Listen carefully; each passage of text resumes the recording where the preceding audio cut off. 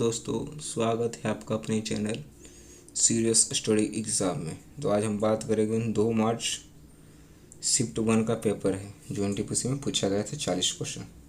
तो चलिए शुरू करते हैं। पहला क्वेश्चन, दृश्यम विजुअल रेडिएशन की खोज किसने की थी? तो विजुअल रेडिएशन की खोज की थी आइजैक न्यूटन ने।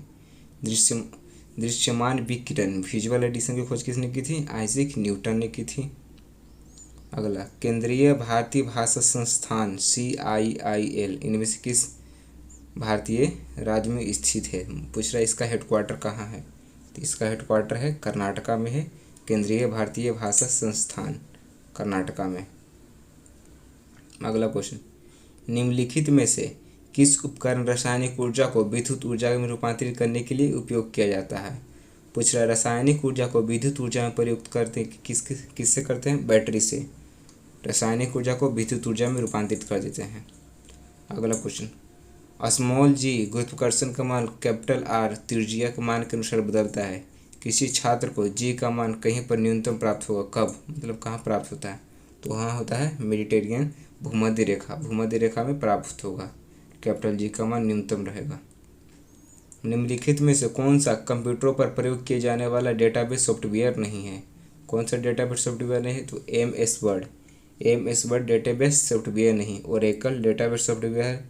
फॉक्सप्रो भी है। MS एक्सेस भी है।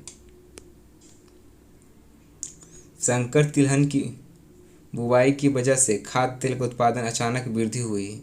इस कौन सी क्रांति कहा जाता है? तो इसको कहा जाता है पीली क्रांति। पूछेगा तेल की क्रांति, जो पूछेगा उसमें कौन सी क्रांति कहा जाता है तेल को? तो पीली क्रांति। पीली क्रांति किससे रिलेटेड है? तो वह खाद्य तेल से। तेल से रिलेटेड है पीली क्रांति। अगला क्वेश्चन, इनमें से कौन सा सुधार आंदोलन वर्ष 1829 में लॉर्ड विलियम बेंटिंक के कार्यकाल के दौरान हुआ था? तो पूछ रहा है 1829 में लॉर्ड विलियम बेंटिंक कार्यकाल के दौरान कौन सा हुआ था? तो इसका सही आंसर हो जाएगा सती प्रथा। जो सती प्रथा का अंत हुआ था लॉर्ड विलियम बेंटिंक के हुआ था, हुआ था सती प्रथा का अंत हुआ था, विरोध किए थे।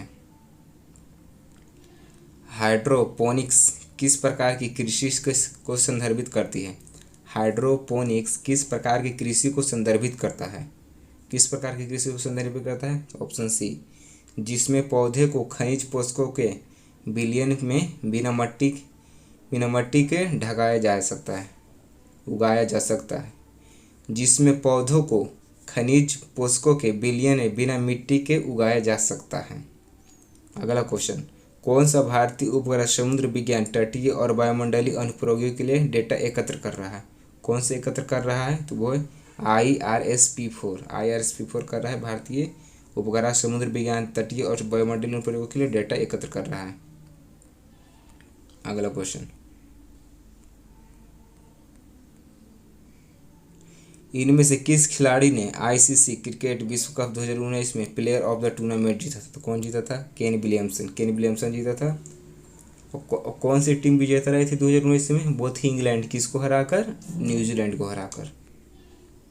भारत का पहला परमाणु विस्फोट स्थल पोखरण किस राज्य में है? तो पोखरण तो आप सभी को जानते होंगे, राजस्थान में है। निम्नलिखित में से कौन सी तंत्रिका तंत्र की मूलभूत संरचनात्मक एवं क्रियात्मक इकाई होती है? तो कौन सी होती है? इसका आंसर हो जाएगा न्यूरॉन। न्यूरॉन होती है तंत्रिका तंत्र की मूलभूत संरचनात्मक एवं क्रियात्मक इकाई, न्यूरॉन। भारतीय लोगों के लिए अपेक्षाकृत अधिक स्वतंत्रता की मांग करने हेतु स्वराज पार्टी के गठन कब की थी? पूछ रहा है स्वराज पार्टी की स्थापना कब हुआ था? तो 1923 में हुआ था। स्वराज पार्टी की स्थापना हुआ था। किसने किया था आप बताइए तो? 1 पेटाबाइट बराबर कितना होता है? तो 1 पेटाबाइट बराबर होता है 1024 टेराबाइट। 1024 टेराबाइट। प्रकाश संश्लेषण प्रकाश की उपस्थिति में होता है। किस रंग का प्रकाश की रेंज प्रकाश संश्लेषण की दर को सबसे कम प्रभावित करता है? सबसे कम प्रभावित करता है हरा सबसे कम प्रभावित करता है। पानीपत की तीसरी लड़ाई कब हुआ था? तो पानीपत की तीसरी लड़ाई हुआ था 1761 में। 1526 में पहली लड़ाई, 1556 में दूसरी लड़ाई, 26 में प्रथम, 56 में दूसरी और 1761 में तीसरी लड़ाई। 1987 में किस संवैधानिक संशोधन अधिनियम के तहत गोवा को विधानसभा मुक्त पूर्ण राज्य बनाया गया और दमन और दीव को केंद्र शासित प्रदेश के रूप में गठित किया गया था। तो कब गठित किया गया था? 56वें संविधान संशोधन को तहत। अगला, भारत सरकार द्वारा ईमेल, आउटबाउंड डायलिंग और एसएमएस संदेशों के माध्यम से भारतीय नागरिकों को संपर्क करने हेतु प्रयोग किए जाने वाली इलेक्ट्रॉनिक प्रणाली क्या है? तो कौन सी इलेक्ट्रॉनिक प्रणाली है? ई संपर्क। ई संपर्क भारत सरकार द्वारा ईमेल, आउटबाउंड डायलिंग और एसएमएस संदेशों के माध्यम से भारतीय नागरिकों से संपर्क करने हेतु की जाने वाली इलेक्ट्रॉनिक प्रणाली है ई संपर्क। अगला क्वेश्चन,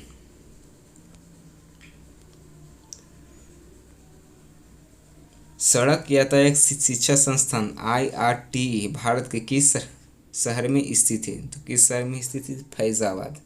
फैजाबाद कहाँ है? यूपी में। 2020 में वैश्विक भूखमरी ग्लोबल हंगर इंडेक्स में भारत का स्थान कितना था? भारत का स्थान था 94। निम्नलिखित में से कौन सा कथन सही है? पहला, सुचेता कृपलानी भारत की प्रथम महिला उपराष्ट्रपति, ये तो गलत है। पहला प्रथम महिला मुख्यमंत्री थी। सुचेता कृपलानी भारत की पहला महिला प्रधानमंत्री थे, ये भी गलत है। सुचेता कृपलानी भारतीय राज्य की प्रथम महिला मुख्यमंत्री थी, ये सही है। सुचेता कृपलानी भारत की पहले महिला राष्ट्रपति थे, ये भी गलत। सुचेता कृपलानी भारतीय राज्य उत्तर प्रदेश की प्रथम महिला मुख्यमंत्री थी और सरोजिनी नायडू प्रथम महिला राज्यपाल। 22वां, निम्नलिखित में से कौन सी ग्रीन हाउस गैस नहीं है? तो कौन इसमें ग्रीन हाउस गैस नहीं है? वो है ऑक्सीजन। ऑक्सीजन को आप तभी पता हो ग्रीन हाउस गैस नहीं है। Methane CH4, carbon dioxide CO2, hydrofluorocarbon. अंतर्राष्ट्रीय साक्षरता दिवस। अंतर्राष्ट्रीय साक्षरता दिवस कब मनाया जाता है? वो है 8 सितंबर को अंतर्राष्ट्रीय साक्षरता दिवस। किस देश को जोगियों का देश कहा जाता है? तो किस देश को जोगियों के देश के नाम से जाना जाता है? वो है उत्तर कोरिया। उत्तर कोरिया को जोगियों का देश मतलब हार्मिट किंगडम के नाम से जाना जाता है। किम जोंग उन यहाँ के तानाशाह हैं। उत्तर कोरिया की राजधानी प्योंगयांग। निम्नलिखित में से कौन सा भारत का पहला जल विद्युत संयंत्र है? तो भारत का पहला जल विद्युत संयंत्र कौन था? तो वो था सिंद्रापोंग जल विद्युत संयंत्र। सिंद्रापोंग जल विद्युत संयंत्र भारत का पहला जल विद्युत संयंत्र था। इनमें से कौन सा खिलाड़ी सभी अंतर्राष्ट्रीय क्रिकेट पर रूप में कुल मिलाकर 20,000 रन भी नहीं बना सका? तो वो थे सुनील गावस्कर। तो आप ऑप्शन बेस्ड क्वेश्चन थे, ऑप्शन से बनाते हैं क्वेश्चन को। अगला क्वेश्चन, निम्नलिखित में से कौन सा भारत सरकार द्वारा शुरू की गई डिजिटल इंडिया नामक अभियान में 9 स्तंभों का हिस्सा नहीं है? कौन सा 9 स्तंभों का हिस्सा नहीं है? इसका आंसर हो जाएगा जन धन योजना। जन धन योजना इसका हिस्सा नहीं है। डिजिटल इंडिया में पूछा तो कनेक्टिविटी था, ब्रॉडबैंड हाईवे था, इलेक्ट्रॉनिक था। जन धन योजना नहीं था इसमें। प्राचीन भारत में वीर नरसिंह इनमें से किस राजवंश के शासक थे? तो वीर नरसिंह किस राजवंश के शासक थे? तो किस राजवंश के शासक थे? तुलुब वंश के शासक से वीर नरसिंह। अगला क्वेश्चन,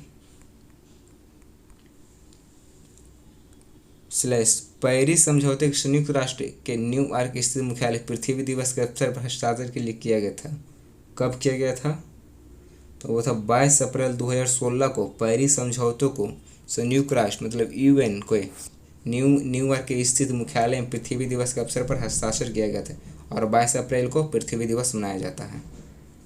1928 में सरदार वल्लभ भाई पटेल ने ब्रिटिश सरकार ने भूमध्य राजस्व को बढ़ाने के निर्णय विरोध में किया था। वो था बारडोली। निम्नलिखित में कौन सा डेस्कटॉप ऑपरेटिंग सिस्टम का प्रकार नहीं है? तो कौन सा डेस्कटॉप सिस्टम का प्रकार नहीं है? वो हो जाएगा विंडोज। विंडोज डेस्कटॉप सिस्टम का प्रकार नहीं है, सॉरी एंड्रॉयड हो जाएगा इसका आंसर। अगला, ब्रह्मपुत्र उन प्रमुख नदियों में से एक है जो कई सहायक नदियों के साथ कई देशों में प्रवाहित होती है। निम्नलिखित कौन सी ब्रह्मपुत्र की सहायक नदियाँ नहीं है? पूछ रहा है ब्रह्मपुत्र की सहायक नदी नहीं कौन सा है? वो तमसा, दिबंग है, ये भी असम में है। तीस्ता, शिवनसरी, तमसा नहीं है। किस वर्ष में ब्रिटिश सरकार द्वारा 7 ब्रिटिश संसद सदस्य को समूह साइमन कमीशन गठित किया गया था? तो साइमन कमीशन घटित हुआ था 1927 ईस्वी में। 1927 में घटित हुआ था, 1928 में भारत आया था। चियापास पठार किस देश में स्थित है? तो चियापास पठार स्थित है मैक्सिको में। मैक्सिको में स्थित है चियापास पठार। मैक्सिको कहाँ है? नॉर्थ अमेरिका का देश है। मैक्सिको की राजधानी मैक्सिको सिटी। भारतीय संविधान के किस अनुच्छेद में यह निर्दिष्ट किया गया है कि राज्य ग्राम पंचायतों को संगठन करने के लिए एक कदम उठाएगा? तो किस में किया गया था? अनुच्छेद 40 में। डेनमार्क की संसद का क्या नाम है? तो डेनमार्क की संसद का नाम हो जाएगा फॉकेटिंग है डेनमार्क की संसद का नाम।